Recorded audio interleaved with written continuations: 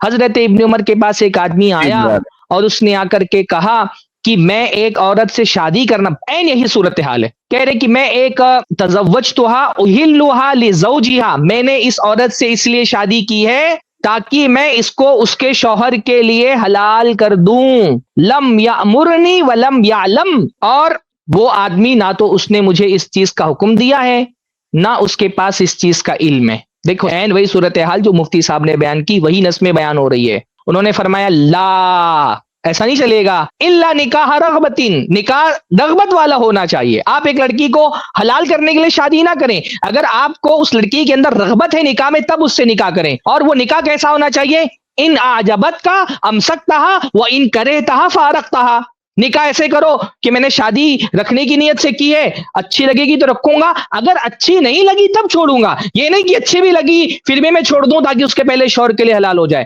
آگے کیا فرمایا؟ کنا نعدہ علی عہد رسول اللہ صلی اللہ علیہ وسلم صفاحا،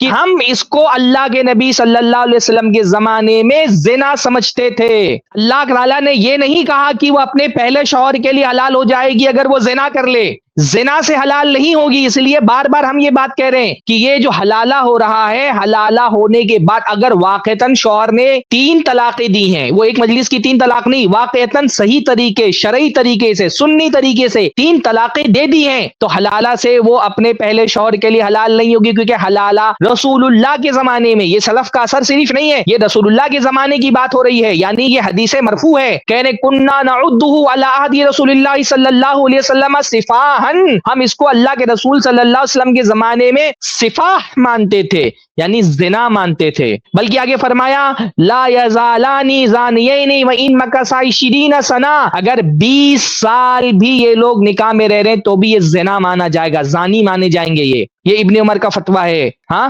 3 طلاق کے مسئلے میں آپ اہل حدیثوں پہ بڑے الزام لگاتے ہیں کہ اہل حدیث صحابہ کی گستاخ ہیں، اہل حدیث نے حضرت عمر کو چھوڑ دیا، اہل حدیث نے صحابہ کو چھوڑ دیا۔ یہاں بات ہو رہی ہے علی عہد رسول اللہ، یعنی رسول اللہ کے زمانے کے بعد، اور ظاہر سی بات ہے رسول اللہ کے زمانے کے بعد بھی صحابہ کا یہی موقف رہا، یہ گویا کہ ایک طرح سے اجماعی موقف ہے صحابہ کا، اجماعی موقف رسول اللہ کے زمانے میں تھا، اجماع کی ویسے بھی ضرورت نہیں ہے، علی العموم مانا تھا، اور رسول اللہ کے زمانے میں تھا، اس کا مطلب رسول اللہ کے بعد بھی صحابہ کا یہی موقف رہا، تو یہ اجماعی مسئلہ ہے کہ حلالہ کرنے والے کا نکاح ہی نہیں ہوتا ہے، وہ زنا ہوتا ہے، وہ زنا ہوتا ہے، اس کی کوئی ویلیو ہی نہیں ہے۔